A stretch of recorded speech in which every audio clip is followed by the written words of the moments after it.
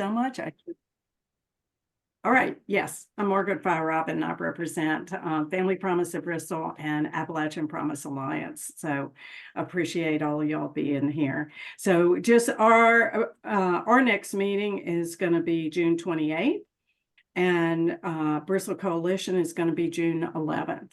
Special for ours on the 28th, I'll be sending out an email. We are going to, for the first time, meet in person. And it's going to be a meeting that is hosted by Salvation Army and Family Promise of Bristol and particularly want people who work directly with the folks who are unsheltered, at risk of homelessness or experiencing homelessness. So we want to, and we know there's been different efforts. We're going to coordinate as much as we can with those, but we want to check in our Salvation Army, Family Promise, our numbers are way up and they are not reflected in our pit count at all. They usually aren't, but particularly this year, since we're up more than usual and our pit count remained the same for our communities. So we want to talk some of those things also with COVID resources going away, grants that we've had as Family Promise that are not being renewed, ones that might be, but we don't know, to talk a little bit about where we are. And where we are in our community is certainly similar to where communities across our country are. So we want to be talking and getting a little bit ahead of the curve as much as we can. So, all right. So today we are happy to have Faith, I did not and should have pronounced your name ahead of time with you. I will try it and you can correct me. Taliaferro. Some people say Taliaferro, some people just say Taliaferro. Most of my family just says Taliaferro, kind of without that A. Okay, Taliaferro, that's Sounds easy. like a good Italian name to me. Pretty Italian, yeah. From one to the other.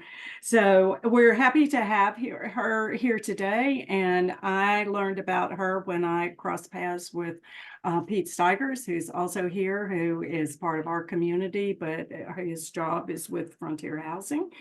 And he was at, I'm going to forget, Cullowhee at Western Carolina for the Appalachian Studies Conference this year. And I think I sent that link, but it's a conference that used to be very academic and it's now still academic with research papers, but also very much more community oriented. Tina McDaniel with Appalachian Promise Alliance went this year, and I believe she thought it was pretty phenomenal for how it benefited her. So it might be something that y'all want to get more information on to learn whether it might be something to share your research or to learn more.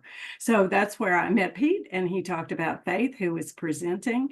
So I said, well, she ought to come and present to us. She was relieved to hear that it was not in person. That made her life a whole lot easier. And so we welcome her. And she's originally from Morristown, Tennessee, but she spent most of her time in Moorhead, Kentucky, where Frontier Housing is located. Also, just to tell you, Pete already knows, but Faith, we have Frontier Health. So sometimes we might slip up and say Frontier Health instead of Frontier Housing. So anyway. And she got her social work degree from Moorhead University in 2022, started working at Frontier in March of 23. She began as an AmeriCorps Vista and has taken on a full-time position with the organization as a research associate. So we asked her to talk a little bit about the organization and then to also be able to talk about what her research was. And we know Eastern Kentucky is pretty, we go back to that state that should have been Watauga or whatever, right? That with Kentucky, Tennessee, Virginia, North Carolina.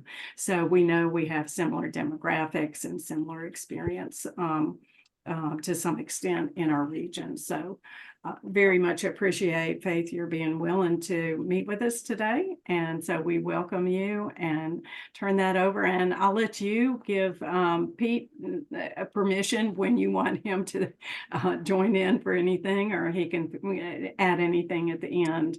And if anybody has questions they want to stick in the chat, we can do it that way, but also ask at the end too. So, all right. Thank you. Hi, hey guys. So I already had a pretty good introduction. Thank you, Margaret. I'm gonna go ahead and share my screen. Well, try to.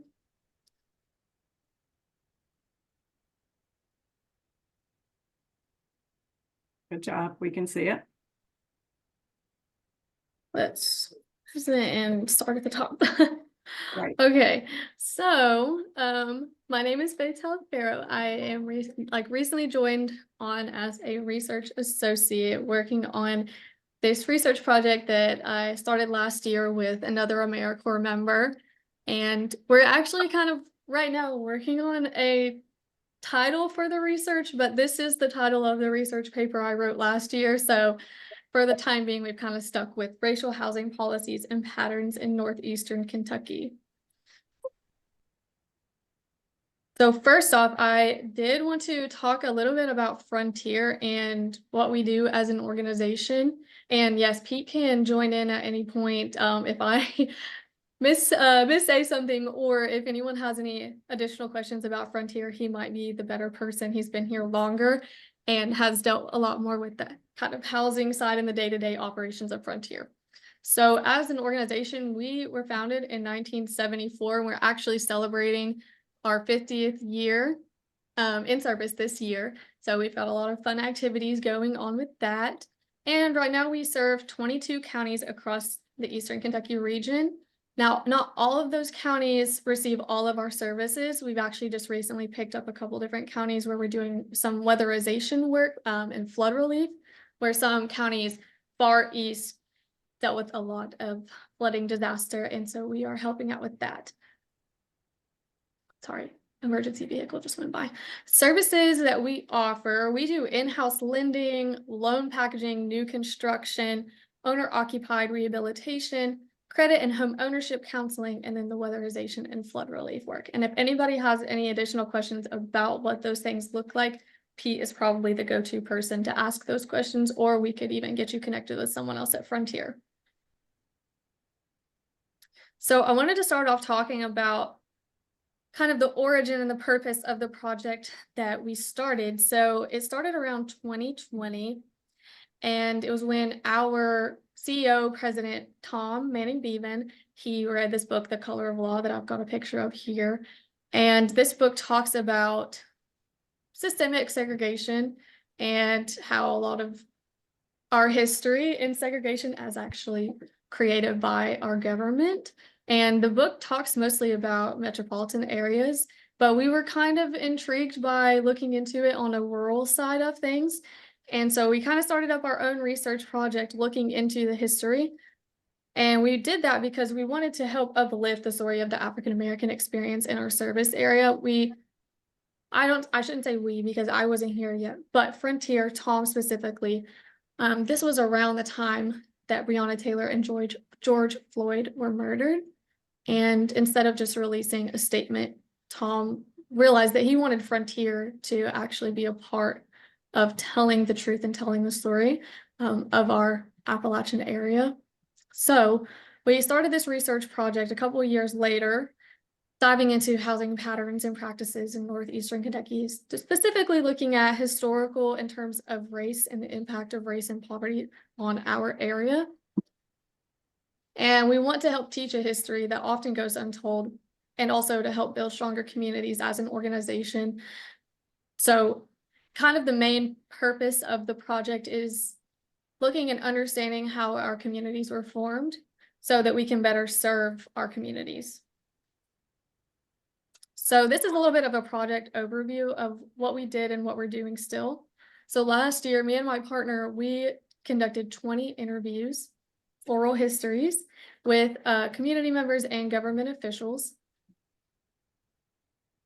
Sorry. And we've also been visiting local public libraries and historical museums just to really learn about our service area and to access the data that they have on Kentucky and African American history, which there was not a lot there. So we did not have a whole lot to go off of. We spent a lot of time looking at old newspapers and microfilms and census data, things along those lines, but there wasn't a whole lot out there for us to find. So a lot of this research has ended up just being original research and talking to community members to learn the history of the area. We've also been visiting and are still visiting local county clerk's offices looking for deeds with racially restrictive covenants in them, which I will talk about very shortly, and the impact of that on our communities. So that's been a big part of the project. We focused more on the oral histories last year, but this year we also want to spend a little bit extra time looking at those deeds. So just to talk a little bit about the oral histories that we conducted, as we served 22 counties, last year we decided to look at the census data and find which counties had the highest African American populations in them. So we selected Mason County, Montgomery County, Bath County, and Boyd County. And now some of those, Boyd County happens to be our largest population in our service area, and Bath County is a very small population. We are specifically looking in a part of the county called Sharpsburg, which I think has around 400 people in it.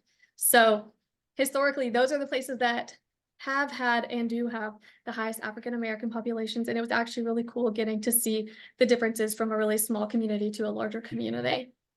We set a goal last year of conducting 5 interviews in each county. We were hoping to speak with 3 community members and 2 government officials in each county, but it didn't necessarily work out that way. It was harder to find people to talk to than we thought it might be. We mostly used the connections that Frontier had and that we had in our personal lives. We also connected a lot with the churches and the government officials like mayors and things like that. They were able to connect us with some people as well.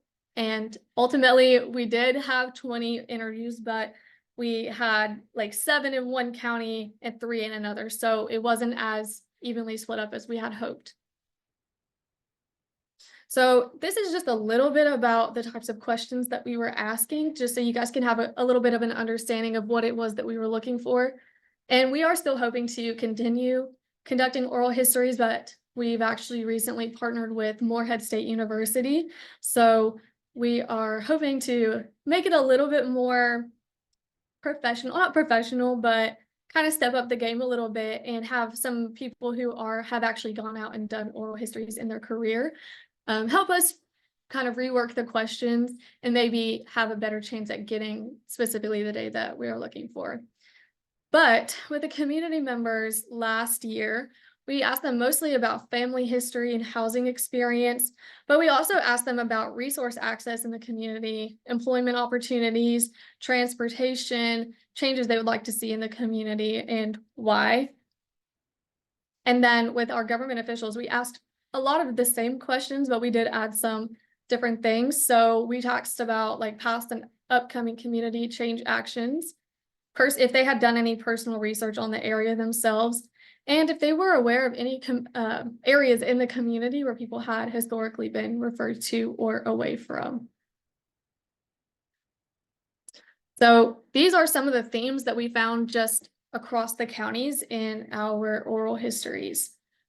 So this was really big for us, compiling all this data and sifting through these transcripts and all these interviews, because like I said, we were talking to our largest population in our service area, to a place that had 400 people, and we still found a lot of the same themes, even though their lives might look a lot different.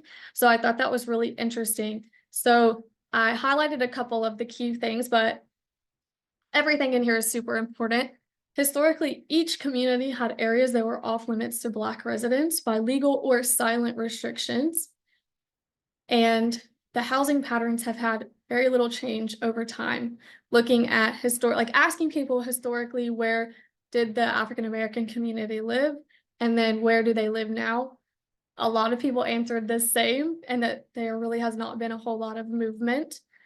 Nearly all participants mentioned affordable housing as an issue, which I'm sure you guys see a lot of in your area. I think that's just a universal issue at the time, and something that I think all communities are dealing with, but that is something that was highly, highly mentioned. And not just affordable housing, but also housing supply in general. There is a lack of housing supply in our service area, which I'm sure is also maybe a universal thing. And then in each community, the African American population has decreased over time. I think there used to be a lot more industry and farming, and over time we've seen a loss of that industry and a loss of the farming, and people have migrated elsewhere. And it's almost a question of what are we providing to in this community to keep people staying here or to keep people coming. So a lot of our communities that we looked into was an aging population, particularly among the Black residents, and also our youth who were leaving for educational and work opportunities and were not returning. So I think that was a major thing that the participants mentioned, was a lack of resources, a lack of jobs, housing, opportunity. And so that was really something we heard across the board and not just in the small communities. And then I wanted to include a couple interview quotes because I thought it would be really cool just for you guys to see a little bit of what was shared with us. So I had one participant say, "I'm glad you are looking into the African American history in the community because we've been left out so many times in so many places." I had another participant say, "You get tired of trying to bust through the ceiling because it's like trying to bust through concrete." This was mostly regarding the employment hiring process, the job opportunity, promotion, things along those lines. And then we had another participant say, "This is not just Black history, but everyone's history." And I thought that was very powerful as well. So I wanted to share that with you guys. So now talking a little bit more about the background and history, I wanted to give just a little breakdown of some of the research that I've done, which some of you might be pretty familiar with. But I wanted to talk about these things because it informs a lot of our work and why it's important that we are doing this work even in a small community like our service area, which is not as large. There's other researchers that are doing this in metropolitan areas, and their work is obviously very important, but it's not been really seen in a rural area. So looking at the federal laws and the state laws, they affect us here too. So I wanted to point this out. And hopefully you guys can learn a little something also. So racially restrictive covenants were listed in deeds that tell people what they can and cannot do with their property.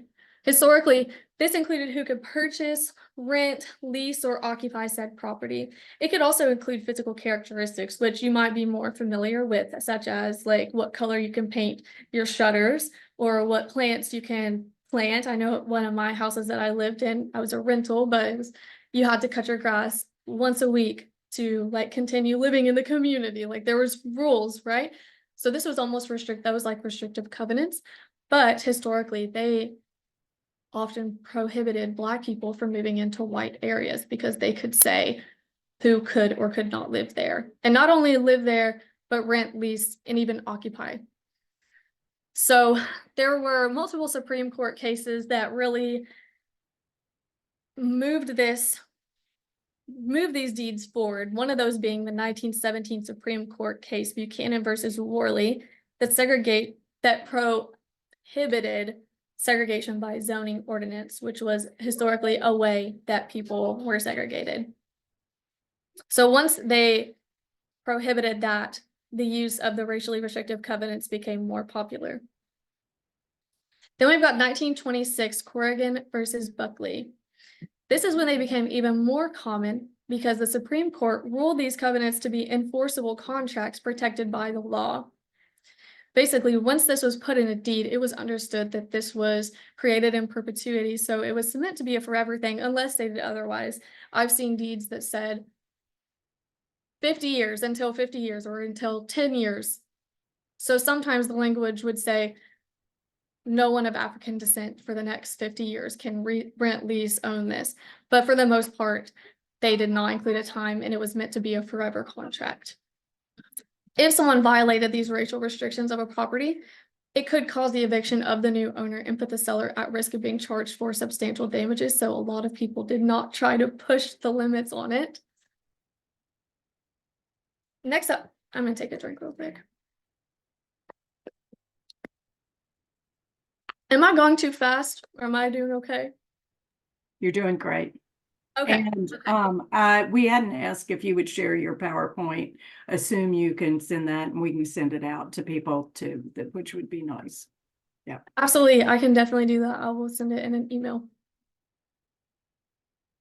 So in 1934, the Federal Housing Administration was created, most commonly known as the FHA, which a lot of people are familiar with. So the FHA was created to offer government-insured mortgages to keep foreclosures at bay after the Depression. And the FHA drastically expanded home ownership for a lot of people, not everyone, but for a lot of people. Prior to the FHA being created, home buyers were required to put down between a 30 to 50% down payment of the cost of the house in order to secure a loan. And they also, they had to pay off that loan probably within 5 to 10 years. So home ownership was not very accessible to a lot of people. So when FHA was created, they ended up taking that down payment cost a lot lower and then extending the time period that you had to pay off the loan from 5 to 10 years to 20 to 30 years, which makes a huge difference. So it made home ownership a lot more accessible to a lot of people. The issue was that it did not benefit everyone. So FHA insured mortgages favored single-family homes rather than multifamily homes. And in time, the nuclear family living in a single-family home became synonymous with the American dream. I took a couple notes, so if you see me looking up, it's because I knew I wouldn't remember everything. But the FHA legislation did not initially benefit low-income families, single women, except for war widows, the non-wage earning elderly, or racial minorities. And they also had really strict lending requirements that determine what properties they would approve mortgages for or not. And the FHA actually has a book called the Underwriting Handbook that talks about their valuation framework and how they score homes based off of whether they think that it would be a good, a risky investment or not. So they actually, in this book, explicitly advocated for racially restrictive covenants. And I've got a picture here of an actual quote from their underwriting handbook, and this is from 1938. And this is not the only use of these awful words.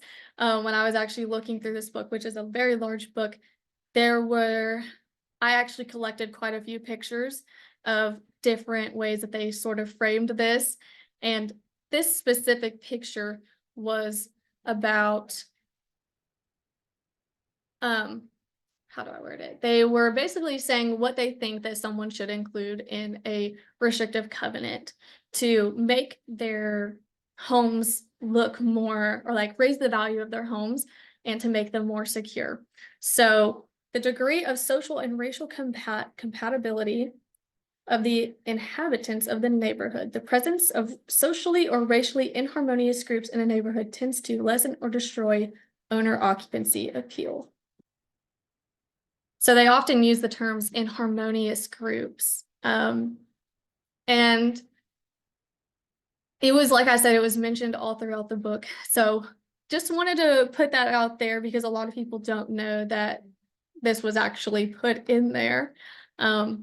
So thought that was interesting. All right, next we have the 1948 Shelley versus Kramer Supreme Court case, which held that enforcing these racially restrictive covenants unconstitutionally violated the 14th Amendment.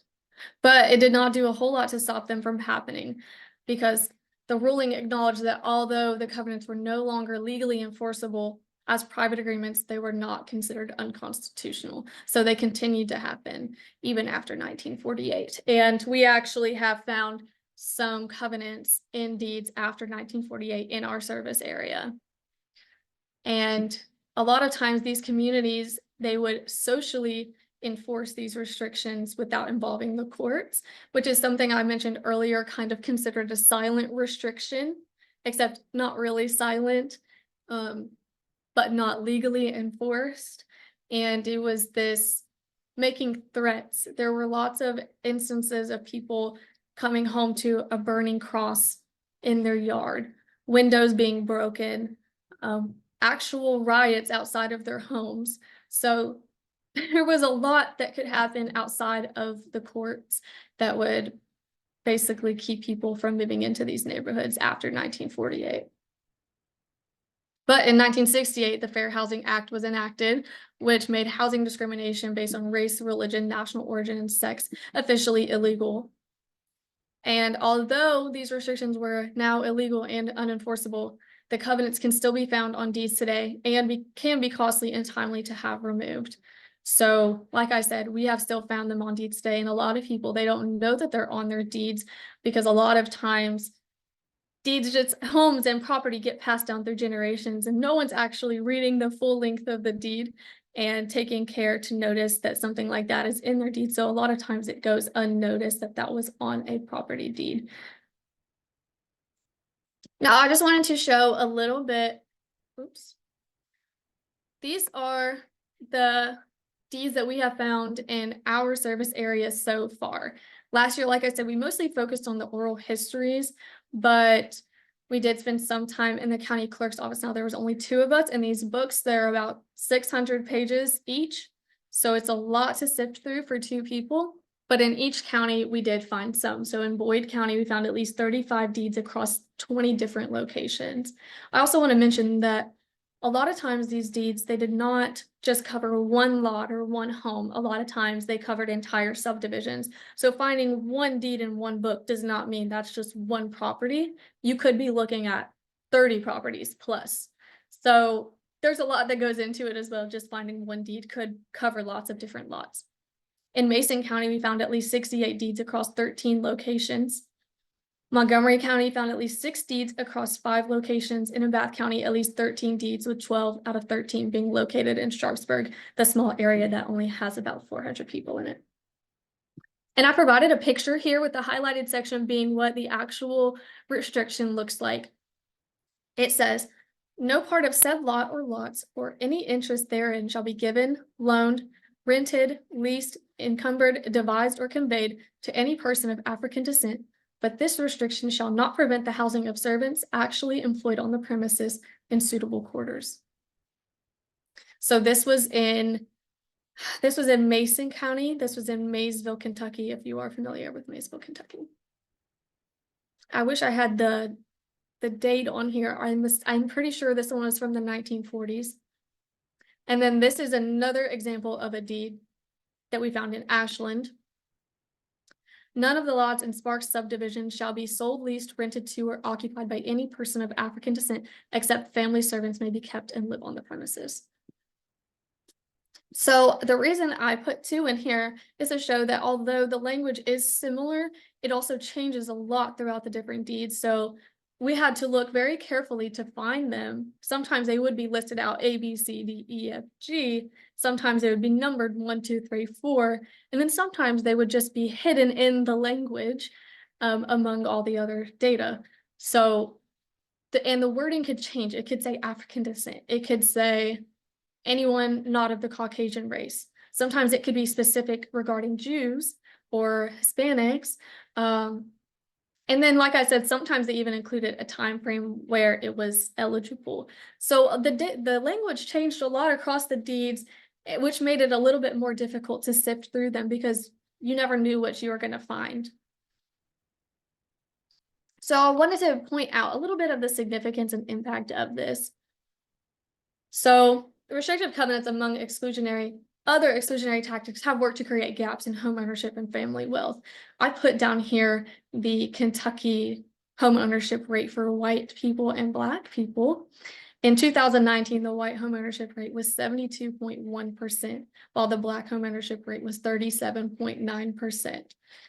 That gap is 34.2%, and that was in 2019. Actually, I'm lying. I actually looked it up for more recent. That's actually 2022 data, and I just didn't change the number. I found more recent data, and that was actually from 2022. And these racially restrictive covenants have only recently been brought into spotlight. So there are a couple, I shouldn't say a couple, there's around 20 other groups, 20-ish, across the country that are doing the same type of research, that are looking into these restrictive covenants and finding them in their counties and their areas. Most of them are metropolitan or big city areas like Chicago and St. Louis, things like that. We've got some Seattle, there's Minneapolis. There's a lot of different groups that are doing similar work, and what they're doing is taking these restrictive covenants and they're mapping them so that you can have an idea of where people were restricted from in your specific location. And it's truly devastating to see how much people were restricted and how many areas. And a lot of times the areas where they were not restricted was next to your industrial sites, your waste sites, things along those lines, your unincorporated areas where there are not resources out there, where there's not a Walmart. There, you know what I'm saying? Like it's very unfortunate. And that's something that we're hoping to do in our service area, because it has not really been done in a rural aspect yet. So we're hoping that we can hopefully do that for our service area. We're going to start out with these first 4 counties and see how that goes. But there's a lot that goes into it, obviously, and it's a big undertaking, but we would like to be able to do that and hopefully overlay that map with other maps, such as a poverty map, and see how those things correlate. So, like I said, they're only recently being brought into the spotlight. So most residents are not familiar with these covenants in their area's history. I mean, I just went to the Rowan County, which is where we live, county clerk's office for the first time, because we're not doing research yet here. And I was talking to the county clerk about it, and she's like, well, I've worked here for 40 years and I've never heard of that. So even people who are dealing with the records and dealing with these deeds, a lot of times they still don't know about it. And we actually experienced that in some of the other counties that we were doing research in. And we happened to find, like I showed you all that we were able to find quite a few deeds in some of our bigger areas where the clerks had not heard of that either, or had not seen one. Maybe had heard of it, but had never seen one in the area. So there's not a whole lot of knowledge out there about how exclusionary these things have been and how they've really impacted our communities. So another little tidbit about why this matters is because we are still experiencing health, educational, and economic disparity due to discriminatory housing policy and practice historically, and we are still experiencing those things now. Homeownership, as we know, is a primary pathway to generational wealth in the US that has not been equally afforded to African American families, and not just African American families, all other minority groups. Our research has been majorly focused on the African American population, but we are also hoping to expand that to look one step at a time. I'm the only researcher at the moment, so as we continue to grow, we want to take on more, but we actually have a growing Hispanic population in our service area that we would really like to look into as well. And so I just wanted to throw that out there. And then I thought this statistic was very hard to swallow. So the median, and I can't relate to it, but this is the median wealth among white families in the US, $285,000 in 2022, while the wealth of the typical African American family was only about 15% of that at $44,900, which is a major gap in family wealth, which a lot has to do with the homeownership gap among our different populations. And a lot of that is due to the systemic segregation and racism that has been built into the system. So moving forward, we want to continue conducting oral histories and doing more interviews with our community members so that we can continue to learn about the history from the source. And it's also just a really great way to connect with our communities and get involved and get to know the true story by actually talking to people that live in our service area. And also we ask them, what are things that you would like to see changed in your community? So that way we can also continue to advocate for our community members as well. We want to continue to look for restrictive covenants in the counties and map the restricted locations, which I had mentioned, and then present the information to our staff, local government, and community partners. We want to create more partnerships to continue learning and growing as we go. Like I said, we actually just recently partnered with some of Morehead State's staff, faculty, and that's been a really great thing so far. And I'm hoping that they can help us move a lot of the research forward also, because like I said, I'm just one person taking it on right now. So it'll be really great to have some other hands in the research as well who might have a little bit more research experience than me. And I just wanted to say that we are obviously beyond grateful to everyone who has taken part in this work, and even you guys for just listening to the work that we're doing. I really appreciate it, and I super look forward to see where it takes us. And then if anyone wants to take a picture, I know this is being recorded. These are some of the books that I actually read to help further my research and just to give me a better understanding of poverty and Black history most of this is not related to Appalachia, so just Black history in general and also poverty. So I just wanted to put these books in here in case anybody needed another book to read, which I'm sure we've all got that stacked by our nightstand. And then some of my references for the data that I used in the presentation. And then this is my information. I will also put it in the chat for anybody who wants to contact me or has any questions or wants to learn more about what we're doing. So yeah, that is the end. Okay. So Faith, thank you very much. That is awesome. So I would ask who has questions or has comments to make that, and Pete, I would ask you first. Do you have anything you want to add? I'll start with you. I think one of the things that we're really looking forward to figuring out is not just collecting the data, but then having the opportunity to do some interpretation and further understanding at the end of it, some analysis. You know, I think nationally one can draw a pretty direct line between, you know, a lack of opportunity in previous generations has led to a lack of wealth creation that can be passed on to current generations. And one of our goals is to be able to demonstrate that is also true in our particular rural context. Much of that research has been focused on urban context. And so we're very much looking forward to being able to join in on that conversation with talking about rural areas. The other point that I would just like to hammer home a little bit is that this stuff was done on purpose by the federal government and by state governments and by local residents that all worked together to enforce these restrictions on where African American people were allowed to live, or where all minority people were allowed to live. And that intentionality to me is just, every time I see it, it's just chilling. And that, yeah, I just, you know, there are real consequences to a federal agency saying, we're not going to insure a property, we're not going to insure a mortgage if you sell it to a Black person. You know? Anyway. So yeah, so that's all I would add at this point. Right. But Faith, you did a great job. Excellent work.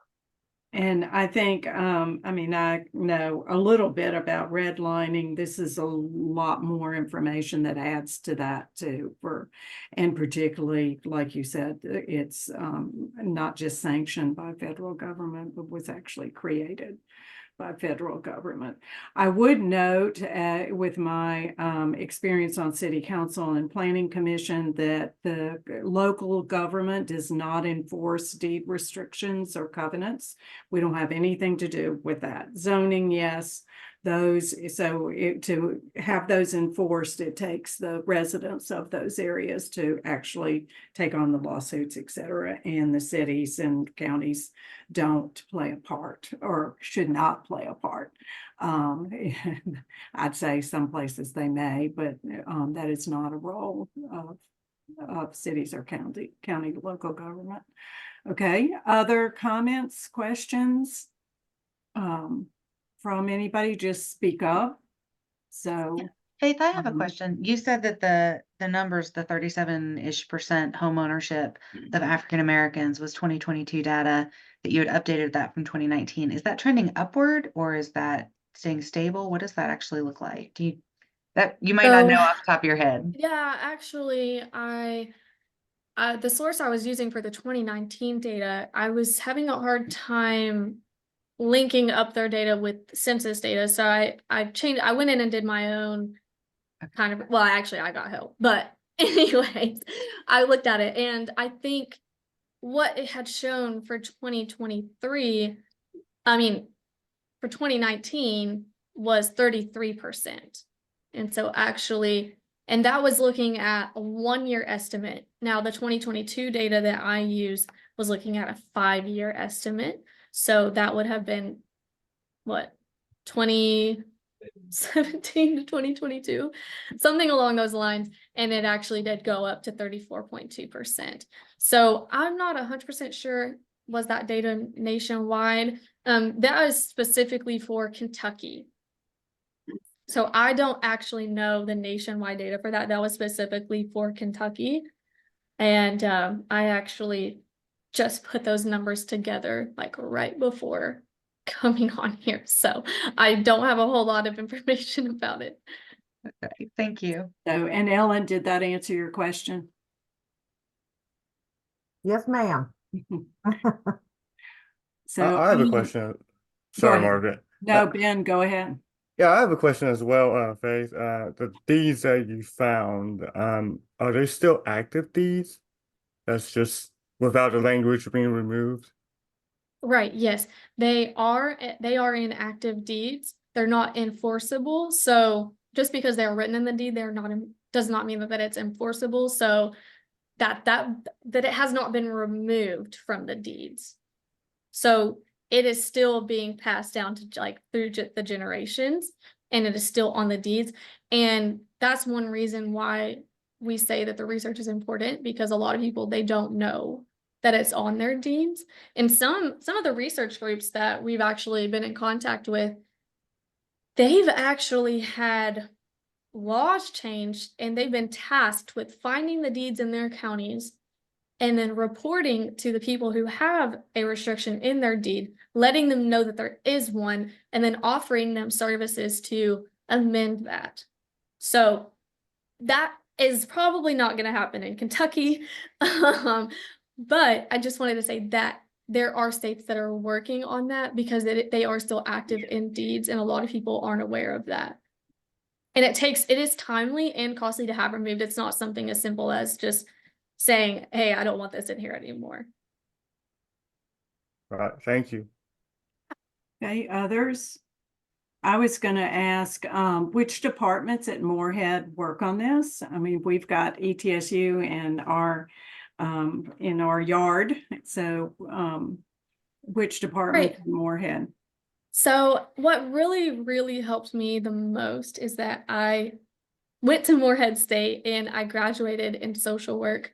And the director of the social work program is the person who I really counted on a lot last year. She helped me with almost formatting the project and even planning out my paper and things along those lines. And now that the project has expanded more, she's been able to connect me with a lot of other faculty. We are talking to people in lots of different areas. We've got people in archival and collections in the library.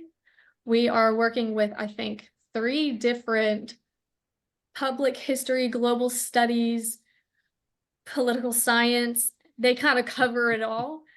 And so we're working with a couple of different people who do that. Actually, probably four of them It's are kind of, the head of the public administration program, yes. his- And then he a also history- teaches that. a history professor, and someone in the law department. Mhm. And then is there, and Yeah, then, legal studies. and then someone in the, that teaches, like video and media relations. So those are the 4 people that were at the last meeting. And so they're hoping to do, some, documentary work. So film, Mm. that kind of stuff. And then, have some of the public administration students help with some grant writing around this. One of the things that we're hoping to do is to purchase a scanner that will allow us to really look through these deeds more quickly. So we just take a picture of every page and flip to the next one, and then use some OCR technology to scan to convert it to scannable text, and then just run some simple searches on different phrases, and that'll help us to find the deeds much more quickly. But one of those scanners is about $50,000. Oh. The one that's large enough to see the deed, like to actually cover a deed book that's that big. So the public administration students, they take a grant writing class. So we're hoping to have some of those folks help us with that. And then history students, public administration students, undergrads and stuff like that.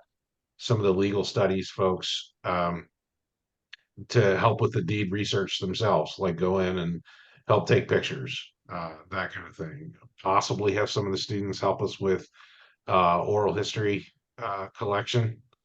So that could be a class project type thing. And then one of the professors is actually writing a book, um, and has essentially invited Faith to contribute a chapter based on her research, which is pretty outstanding. So we've got a solid framework for that with the paper that she wrote last year, which we can also share with you too. Finished, but You're gonna it's the first iteration of what we hope will become publishable work in the future. So we're trying to set Faith up for like a PhD is what we're trying to do here. She's gonna get there. She doesn't know it yet, but it's gonna I happen. just got my bachelor's, so we're a little bit away from it. That's fine. We'll get there. I'm Um, trying my hardest. I know some of us are taking notes, and I mean, this lends itself so much to academic involvement with the university, which is awesome. It also is very real to everyone who works in some of these areas to have the understanding. So sometimes we think academics are in their ivory towers or whatever, but this really comes down to some really, really good things to share. So extraordinarily interesting. So, and I've read The Color of Law. This helps to make it a lot easier to cover than trying to read that book, which was great, but not all of it easy to digest. So anyway, other comments, and I know when I send out the comments, Tony's got quite a few, so want to be sure that he sent just to me, but a part of it is a book that he talked about is Root Shock, How Tearing Up a City and Neighborhoods Hurts America, and what can we do about it?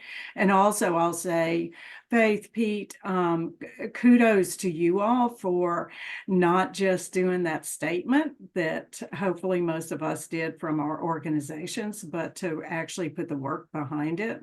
That is incredibly cool that y'all did that. So anyway, okay, any other questions or anything? And we only have about 5 minutes to allow for any announcements or anything to share in particular. We try to keep it, I think the latest we've ever gone was 12:15. But anybody have anything else to add or announcements, or we'll have a little bit shorter networking time than usual. If you have ideas for programs, and I'm thinking some other types of research and thinking about some of the Appalachian studies, they might have some other things that might be beneficial. The other thing, Ellen, do you want to say something? Yeah, I did have a couple of announcements if y'all don't care. Yep. So I'm with Bristol, Virginia, and I have about $5,000 to $6,000 left in COVID funds, which can be used to prepare for prevent future pandemics. Some ideas might be to purchase COVID tests, or we've had good luck with purchasing antimicrobial equipment and furniture. So if anybody's interested in that, just shoot me an email. The other thing, and I don't think I've shared this before, but as far as the pit count goes in 2024, Southwest Virginia's count was 197. This is for the homeless. And then Bristol showed 88, which is a much larger number than we've had in the past. The last thing I wanted to mention is we are having the second public hearing next Tuesday evening at a regularly scheduled council meeting at 6 p.m. For the CDBG annual action plan and its use of funds. And again, that's next Tuesday evening at 6. That's Great. it. Thank you. Great, Ellen, thank you. Other announcements? Things to share? Crossroads Umbrella Poncho Drive. That's Yes. fantastic. It's so Crossroads came up with this idea after seeing a number of soggy people around and after Brooke handing out, I think, 5 umbrellas in 2 weeks. And so we're collecting ponchos and umbrellas and with the intent to distribute them to folks who want to stay dry and don't have the means to do that. So we're actually having fun with the campaign. Right. Well, we're in, I think this year is the monsoon weather, right? Just more so. Last year went pretty well, and I gauge it on the farmers market for when they had a good day and when they didn't. Last year was pretty good. The year before was pretty wet. So this year is pretty soggy overall. And next, y'all can do a drive for people who do have homes to do anti-mold spray or something. Oh, there's a good one. Yeah. Okay, other announcements?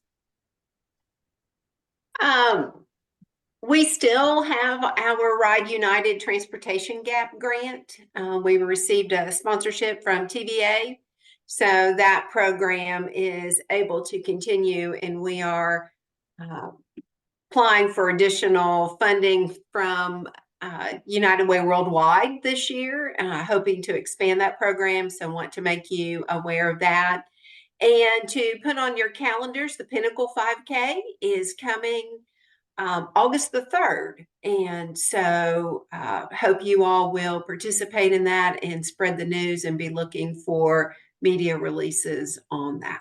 And that supports several United Ways in our area. Great. Okay, others?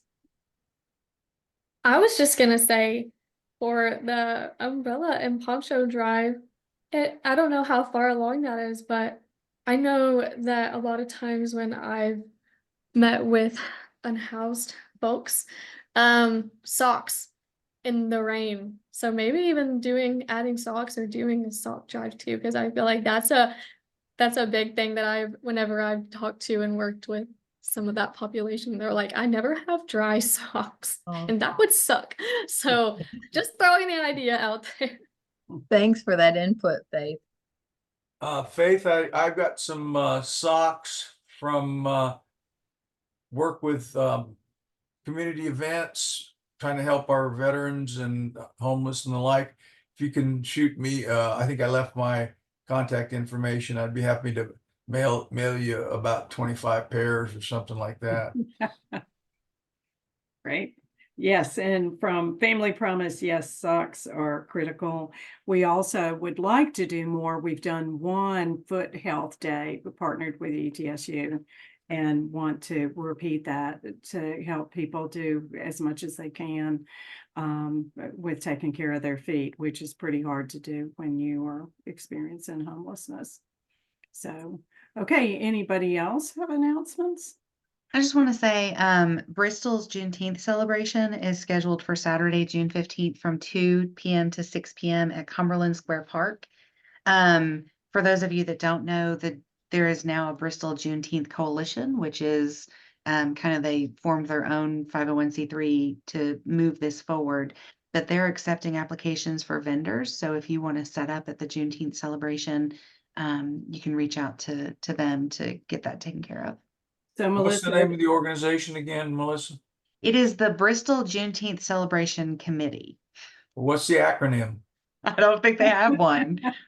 They're not a true nonprofit without an acronym, but we'll get there. So who do they contact, or are you gonna, is that available on our website for Appalachian Promise? Where do we find out the information? Yeah, so I can send that out when you send out stuff for this. Great, that would be very helpful to get that out. So, all right, almost last chance for anybody else. So we don't set up all our programs in advance, which sometimes is not, sometimes the flexibility is great, sometimes it's not as good as it could be. One thing that I just thought that would be helpful is if we could get somebody from Oxford House. Are y'all familiar with Oxford House working with recovery? They purchase houses and then have rent to people who are in recovery who are wanting to be associated with other people who are in recovery. And the Kingsport and Johnson City have quite a few, like in the teens for the number that they have. And Bristol, it's understood that there's one in the Fairmount neighborhood that's going to be our first in at least Bristol, Tennessee. And Ellen, I don't know if I don't think I'm familiar with any in Bristol, Virginia. So learning more about that for us to be able to be advocates in the community when people get a little concerned about who their neighbors are, which, thank you, Faith, that's kind of what you've been talking about. So do y'all think that would be helpful to have somebody from Oxford House to explain what their program is, et cetera? Cindy's saying yes. I think that's a great idea because our folks coming out of rehabilitation have very limited resources here in our area. Yes, and they need a lot of support so that they can stay in recovery. That it's a hard road, hard journey. Need to really appreciate everything that's done to support people in recovery. Melissa just put the email for who's registering vendors. So, and I assume they can get information for how much it costs. Does it cost? If there's a cost associated and any other details about it. So, okay. Well, thank y'all very much. Faith, we all want to say thank you to you, and extremely informative. I think it was great for this group to participate in here, and gives us ideas on research we should do in our community. Also staying in touch with you, because if we don't do it, we'll depend on learning what you learned and see if we can take some of that application for our community as well. So we greatly appreciate you, Pete. I appreciate seeing you at Appalachian Studies, and you're introducing us to Faith and having her come and spend time with us. So we appreciate it. We will send out the recording. So if y'all want to share it with other people, particularly with our numbers being a little bit down today, and Faith, you'll have it to share with other people as well, so that if you have occasion to do that. So all right, I'm staying on to get the chat copied, etc. But I am going to turn off recording, and then I will see y'all you'll get more information about the 28th in-person meeting at the Salvation Army. So thank y'all very much. Thank you so much for having me. And I was a little bit nervous, so I'm sorry if I talked too fast. I'm glad it was recorded. This is only my third time presenting the data, so I really appreciate you guys being a great little audience. So I really appreciate it, and I would love to talk more with each of you. We can stay in touch. Thank you, Faith, very much. And you did great. And if you can email your PowerPoint, we'll share that immediately with everybody as well. So thank you very much. Take care. Thank you.